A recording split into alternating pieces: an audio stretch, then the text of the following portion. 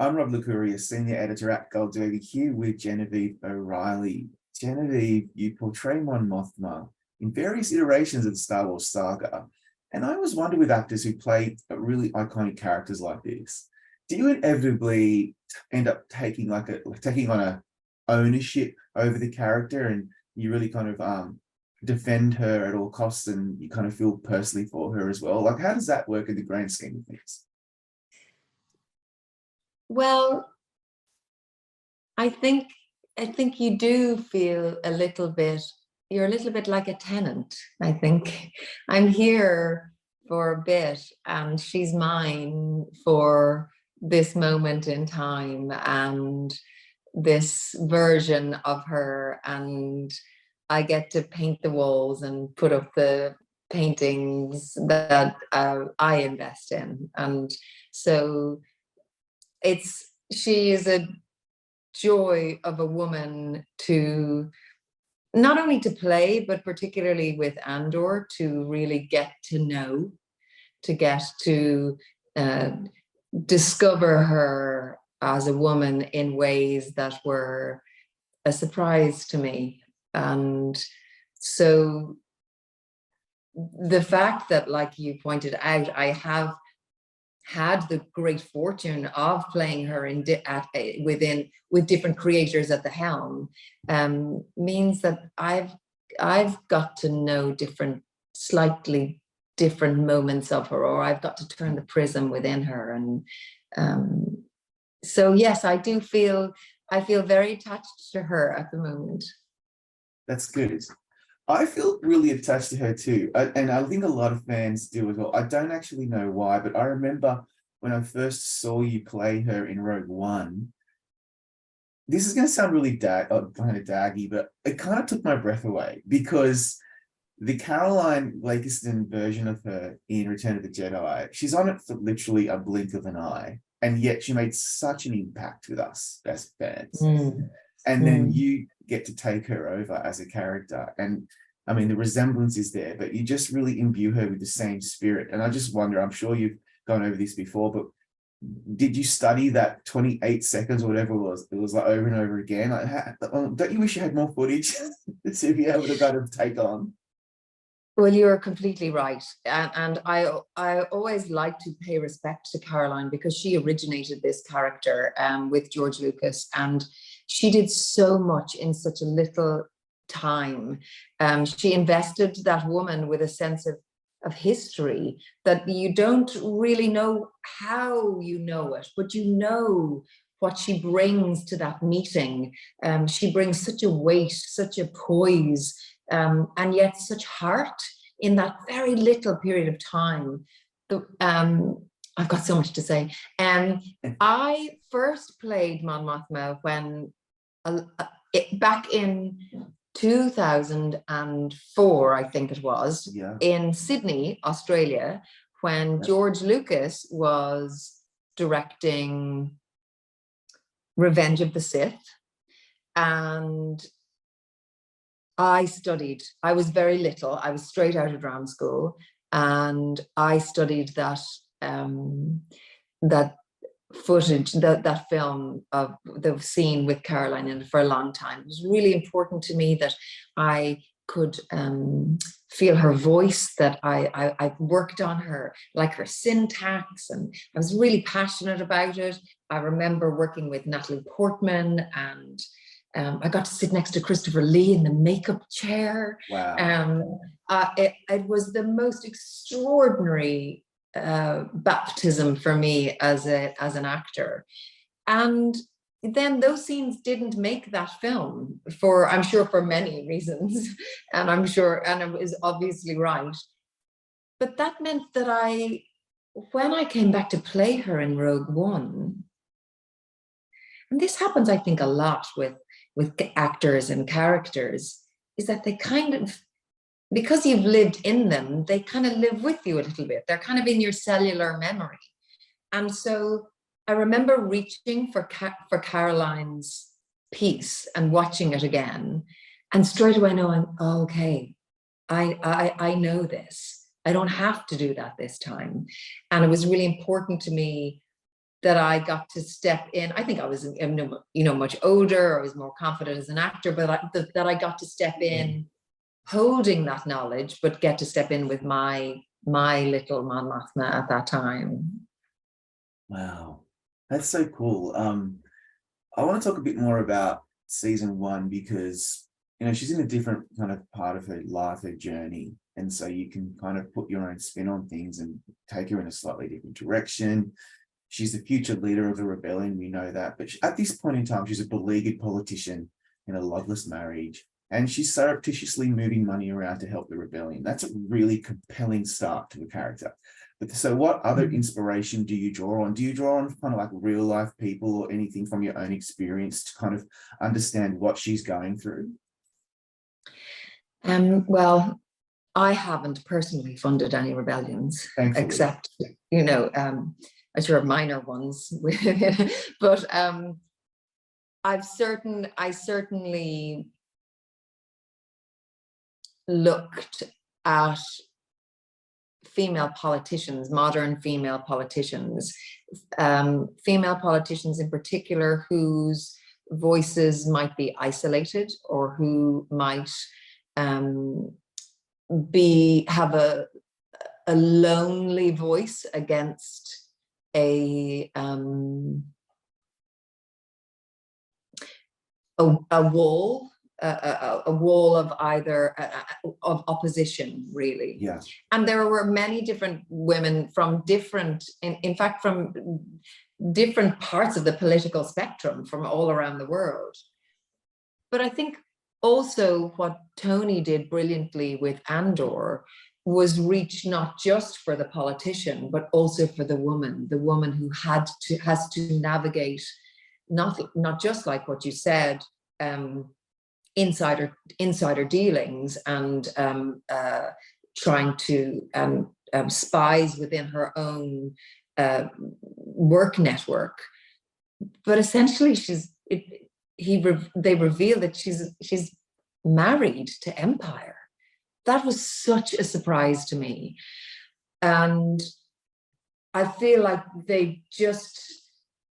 we know where she's going, like you said. We know where we go to in Rogue One. We know that she becomes that leader. We know that that scene that Caroline does is many years in the future. So they really stripped that back and they carved this woman who is navigating Empire rather than standing within rebellion. And that felt really different. That was a very exciting opportunity to wear both literally and metaphorically a different armor. Yeah. See, sometimes the challenge with prequels and prequel series is we know where she's headed. And so maybe the stakes aren't high enough. We know she's not going to get a bullet in the head or anything like that. So we've got to figure out other ways for us to really feel compelled by what she's doing. And I think, if you don't mind me saying, Genevieve, I think you bring a lot of that to her. She's got this vulnerability. She's very stoic. She's very measured. But there's this vulnerability going on behind her eyes, your eyes, that I found super compelling. Let's think of an example of that. So when she meets Darvo, that Chandrilan banker, that whole scene I love the way it's shot and edited, and you're all spread out on this couch.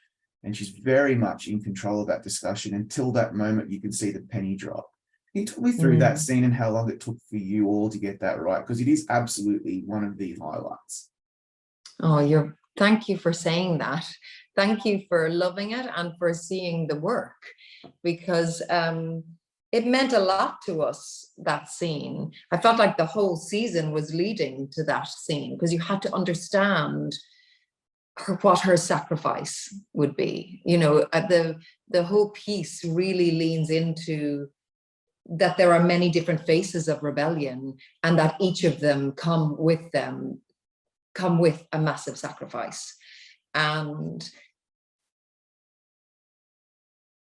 so for me, that scene had to really encapsulate, and we had to catch this very strong woman, and a woman who's very brilliant at her job, and a woman who's great at hiding things. Yeah. We know that she's great because we've learned of the layers she's had to disguise. And yet with this woman who holds everything so tightly, you had to see the danger, you had to see it, and you have to see it, like you said, behind the eyes. She's not a dramatic character. She can't, nothing can be terribly revelatory because she's exercising politics the whole time. So it really had to be underhanded and dangerous in a much more pointed way. And I think the choice to direct it with distance was very clever, because it really is a sword fight, a very deft, nimble sword fight, with three terribly brilliant kind of cerebral characters. It felt really dangerous, and I remember that day, the emotion. I remembered feeling the cost of the daughter, feeling the cost of what that would be, and having to hold it, like having to let it dawn, but to hold everything. And I remember at the end of that day, just walking to the edge of the set and just bursting into tears, because you shoot it for a long time, and there's many different ways, and you have to really, within that woman, if she drops that bundle of sticks, she's never going to pick it up again, right? She's never going, she has to hold. That's her job. That's her rebellion. She has to hold the fort. And we know she does it going on and on. And we know that Caroline did it in Return of the Jedi. But me as a woman holding that and seeing what he was asking and having to hold it, it was it was a fascinating dance that day. I know. And when he turns around and says, "No, I suspect she is thinking of it," it was that moment when I was just like, okay, so she's just brought Lita, her daughter, into the fight against her will. That's huge. And I think she's a changed woman from that point on. Do you agree? Like, and then obviously with season 2, we're going to see a lot more, but that was yes, the moment. That was the moment. I'm neck deep in season 2 at the Yeah. moment, so I have to be really careful what I say. But I know.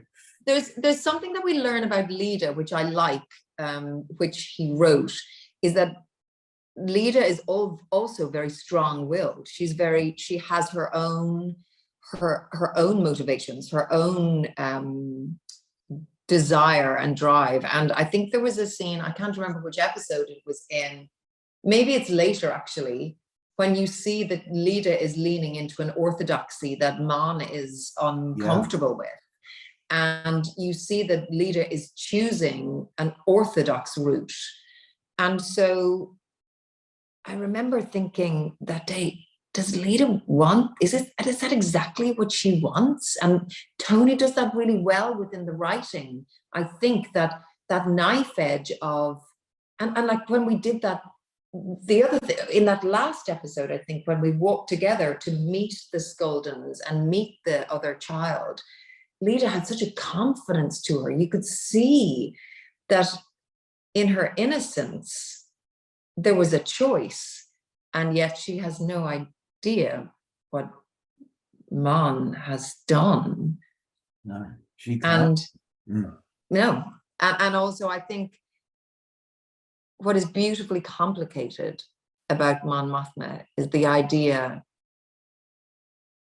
that she's this brilliant woman, that she has always put rebellion first, but you might never have thought that she would put it before her daughter. Yeah, it's huge. Look, this is why I think Tony Gilroy is a genius, and I honestly believe Rogue One is the best, if not up with the best of the Star Wars everything. And Andor comes along, and us diehard fans just gobble it up. I think I've seen it twice all through. My daughter wants to watch it, so I'm going to watch it again. What is it? How old's your daughter? Because it's interesting watching it with the kids. How old is she? She's 15, so Oh, she'll love it. She will love it. I know. I can't wait to share this with someone. Yeah, it's so good. What is it about him that he brings to the table as a filmmaker that you most value and admire? There's so much, but let's just kind of think of the one thing. Yes, there are a number of things. I think he's deeply interested in human nature. If you think about his other films, if you think about a Michael Clayton, he's interested in the gritty interconnectedness of humanity. He's really invested in us playing in or avoiding black and white and playing in the gray areas. So that gives you a lot of freedom as an actor, because it's less binary, it's less linear, it's much more gritty and dirty, and that's actually the stuff he's interested in. And you see it in his writing, and then you also he allows for it within how we play. He's a human storyteller. It's interesting that he's found himself, I think, in this genre. I don't think he ever would have expected himself to be doing Star Wars, and yet I think that's why he's so good at it, because he brings something perhaps unexpected, perhaps that we haven't seen before. He certainly has done that for me as an actor playing Mon Mothma. I've had the opportunity to play this woman and to reach and stretch within this woman in a way that I didn't expect to within a Star Wars genre. That's how I feel about as a viewer. I think that's why he's the perfect person to shepherd this part of the story. And I'm really grateful that he is and has. How do you feel about that? Given as an actor, there's always a bit of a distance between what you're doing and the audience. But in sci-fi, this genre, there seems to be so much more connectivity between the audience and the cast and crew, because we're also rabidly obsessed with it. How do you find that? How do you navigate that? And do you enjoy the feedback that you're getting from the fans? Well, I think first of all, I would say if it wasn't for the fans, this wouldn't be made. Yeah. You know, Rogue One, do you know what I mean? Like, Rogue One stands as a beautiful film all by itself. If it wasn't for the fans being invested in these characters, we wouldn't be here playing this. So it's testament to the Star Wars fan base that we're here. I've had the great privilege of meeting people over the years, and I am always I was about to say surprised, but I'm not surprised anymore. But I'm always deeply I'm in admiration of their passion. I'm in admiration of their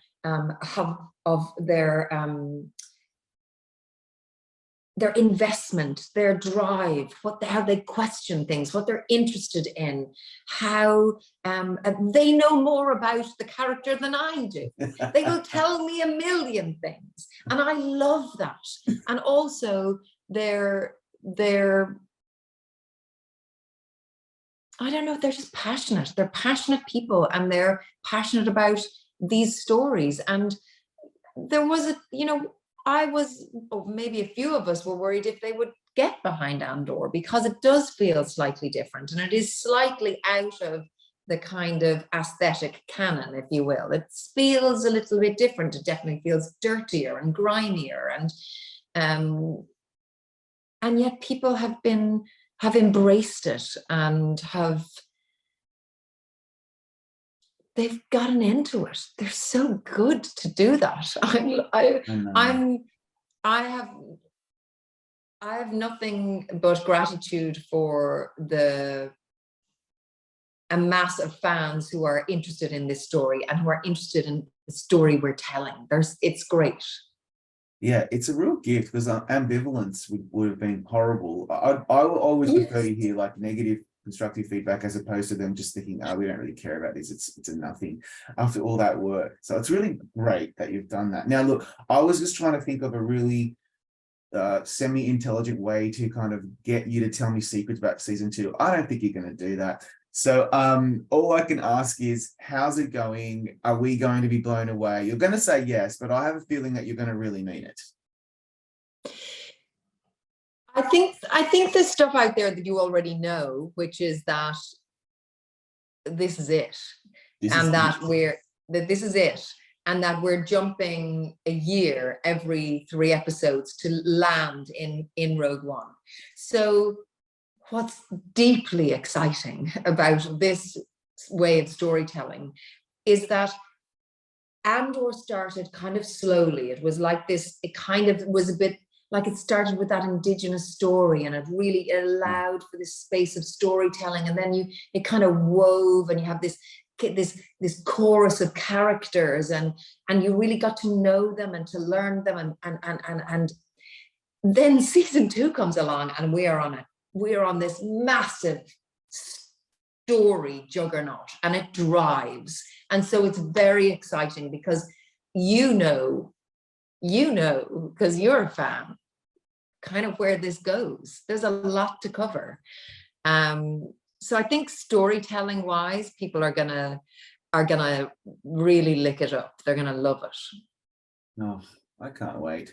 Genevieve, thanks for your time today. Well, we haven't finished filming yet, so you've got a while to wait. We've got a while. Everybody just calm down. Just go and watch it again, and watch Rogue One for the 14th time, and then eventually Andor 2 will come out. But in the meantime, thank you for your time today, and congratulations on some really great work in the show.